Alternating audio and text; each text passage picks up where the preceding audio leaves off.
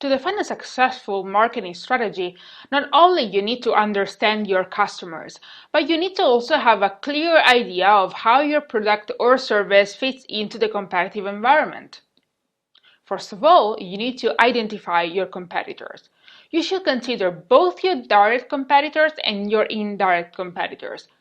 Direct competitors are your primary foes. For an airline, for example, let's say for British Airways, a direct competitor could be another airline, obviously. However, sometimes the most dangerous competitors are the indirect ones. These guys compete with you for market share, but they do so with a different product configuration or sometimes with a completely different product. Can you imagine what company launched a service that many see as a substitute product to air travel? The answer is Skype. It might sound surprising, but many people who used to fly to other countries for business meetings now can simply use Skype for conference calls. This example shows that you must carefully examine the market to identify every possible source of competition. But after that, you need to understand how you can get a competitive advantage and capture a share of your competitor's business.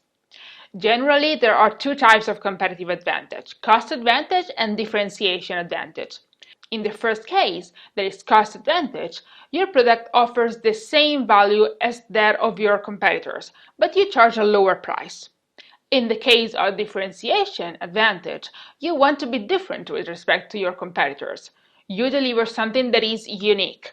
Maybe your product is made of higher quality materials, maybe you employ a special technology to manufacture your product, or maybe you offer a series of complementary services that make your offering different from anything else that is on the market.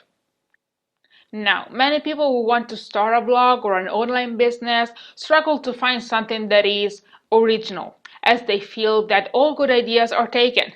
The truth is that whatever topic you want to talk about in your blog, in your ebook, or anything like that, you can talk about it in a different way than anyone else does.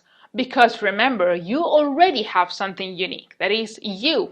So as long as you let your personality emerge, your product will necessarily be different.